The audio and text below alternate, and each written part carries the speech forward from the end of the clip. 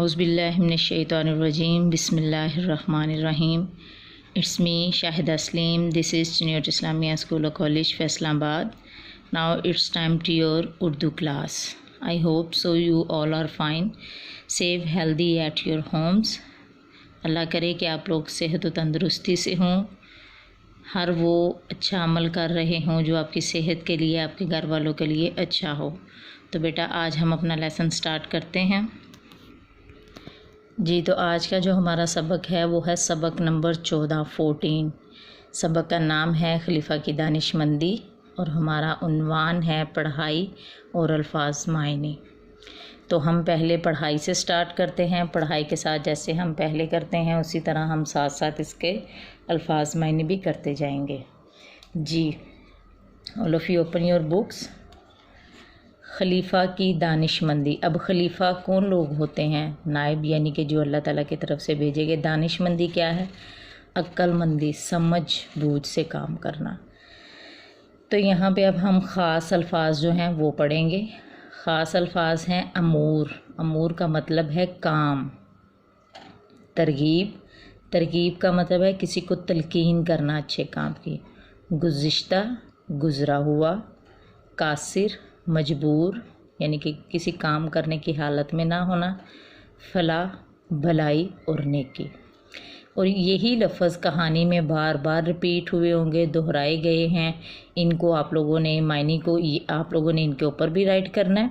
तो बुक में भी जहाँ जहाँ ये दोहराए गए हैं वहाँ पे आप लोगों ने इसको लिखना है जी। खुलफाए राशिदीन के दौर में, खुलफाए राशिदीन, अब खुलफाए राशिदीन क्या है? सहाबा कराम के दौरे हुकूमत के बाद अल्लाह ताला ने मुसलमानों को एक ऐसा खलीफा अता किया। खलीफा यानी एक नेक इंसान, एक बंदा अता किया जिसने गुज़िश्ता दौर की याद ताज़ा कर दी। गुज़िश्ता यानी कि गुज़री हुई याद, जो एक वक्त गुज़रा हुआ हो, किसी के बारे में याद करना, रिमेंबर रखना, ताज़ा कर दी, फ्रेश कर दिया, उसको तरोताज़ा कर दिया। आप रहमतुल्लाह अलैह का नाम हज़रत उमर बिन अब्दुल अज़ीज़ रहमतुल्लाह था। आप रहमतुल्लाह ने बहुत सादा ज़िंदगी गुजारते थे। आप रहमतुल्लाह अलैह बहुत सादा ज़िंदगी गुजारते थे। सादा, बहुत ही सादा ज़िंदगी गुजारते थे। सरकारी ख़जाने, हुकूमत के ख़जाने को आम आदमी की फ़लाह के लिए ख़र्च करते थे। यानी जो हुकूमत के पास ख़जाना आता था उसको आम लोगों की फ़लाह, अब ये देखें ना, फ़लाह ऊपर मैंने मीनिंग बताया था आपको, वो नीचे फिर रिपीट हो रहा है। फ़लाह के लिए, उसकी भलाई के लिए, उसकी नेकी के लिए, उसकी ज़रूरत के लिए ख़र्च करते थे। फ़जूल खर्ची को सख्त नापसंद, यानी कि बुरे तरीके से नापसंद करते थे और दूसरों को फ़जूल खर्ची से मना करते थे। अब मना करते थे, रोकते थे। आपको इत्तला मिली, इत्तला ख़बर मिली कि सिपा सालार यानी फ़ौज का सरबराह आला ज़रूरत से ज़्यादा खर्च करता है। अब वो कैसे खर्च करता है वो आपको आगे पता चलेगा। यानी कि इस कहानी के जो तदरीसी मकासद है ना, वो भी इंशाल्लाह आप ये जब कहानी पढ़ोगे तो आपको पता चलेगा कि आपको फ़जूल खर्ची से किस तरह से बचना है। फ़जूल खर्ची कितना बड़ा गुनाह है। ये फॉर एग्ज़ाम्पल आप अपने प्लेट में खाना डालते हो तो वो जितना आपने खाना है आपको उतना ही डालना चाहिए, लेकिन अगर आप अपनी भूख से ज़्यादा डालोगे, ज़ाया करोगे, तो वो फ़जूल खर्ची होगी, वो सख्त गुनाह होगा। वही खाना अगर किसी दूसरे के पेट में चला जाए, यानी किसी भूखे को मिल जाए, तो वो ज़्यादा नेकी का काम है। ये जैसे जैसे आप पढ़ोगे आपको क्लियर होता जाएगा। उसके बावर्ची खाने का रोज़ाना का ख़र्च बहुत ज़्यादा है। आप बहुत परेशान हुए। ये देखें ना कि वो कितने खाने अपने दस्तरखान पे रखता था और खाता भी नहीं था सारे, तो वो ज़ाया हो जाते थे। अब बहुत परेशान हुए, सोचने लगे कि किस तरह सिपा सलार को फ़जूल खर्ची से बचने की तरगीब दी जाए, तलकीन की जाए। आखिरकार इनके दिमाग में एक तरकीब आई, एक ख्याल आया। आपने सिपा सलार को पैगाम भेजा कि तुमसे एक ज़रूरी बात करनी है, इसलिए दोपहर का खाना मेरे साथ खाओ। आपने बावर्ची को कहा कि खूब लजीज लजीज जायके वाले मज़ेदार खाना तैयार करे और साथ ही जौ का दलिया भी बनाए। अब दलिया जो था वो एक आम सा खाना था, जब कोई बीमार हो तो उसके लिए बनना। आज के दिनों में तो यही है, लेकिन पहले के दिनों में ये बहुत अच्छी खुराक समझी जाती थी। खुराक तो अब भी बहुत अच्छी समझी जाती है, लेकिन अभी ये एज आ पेट दर्द बीमारी की हालत में ही खाया जाता है। तो सिपह सलार मुलाकात के लिए आया, मुलाकात यानी मिलने के लिए आया। तो आपने इससे ज़रूरी अमूर के, ज़रूरी काम के बारे में गुफ्तगू की, बात शुरू कर दी।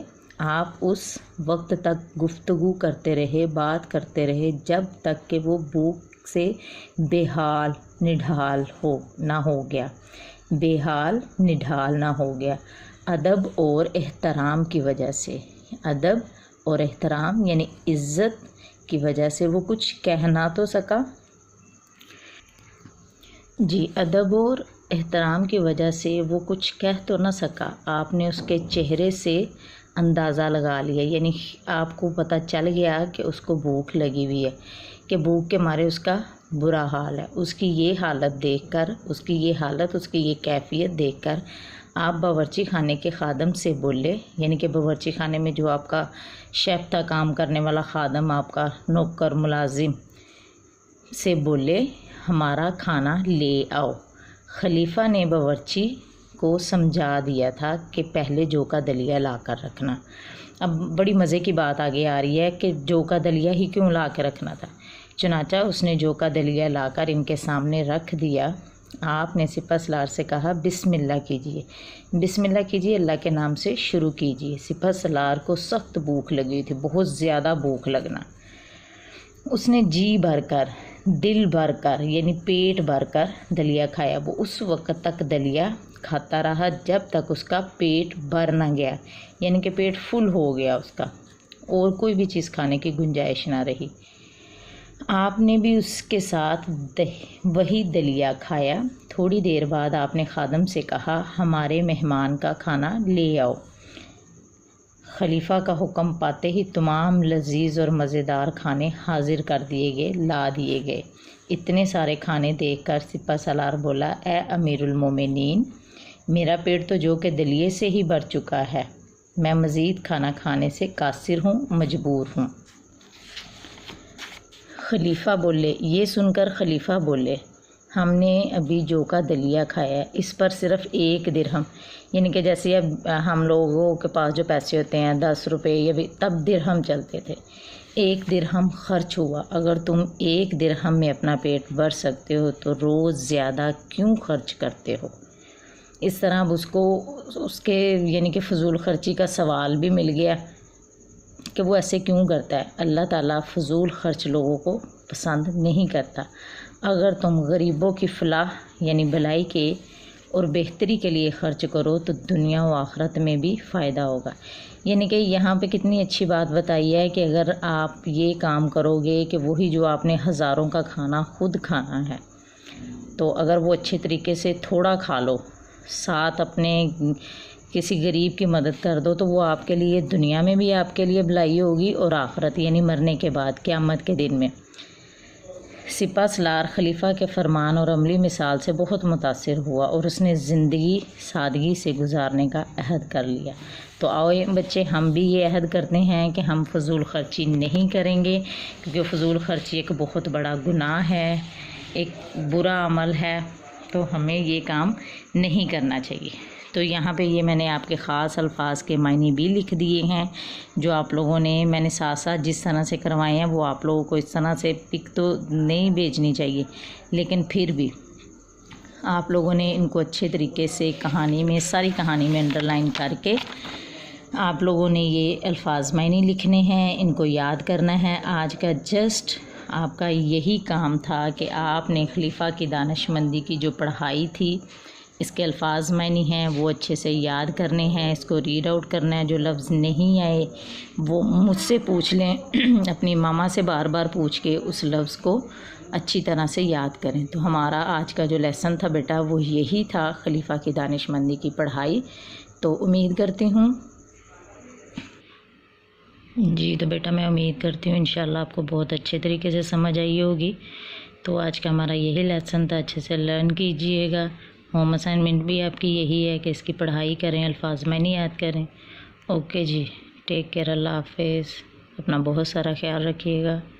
अल्लाह हाफिज़।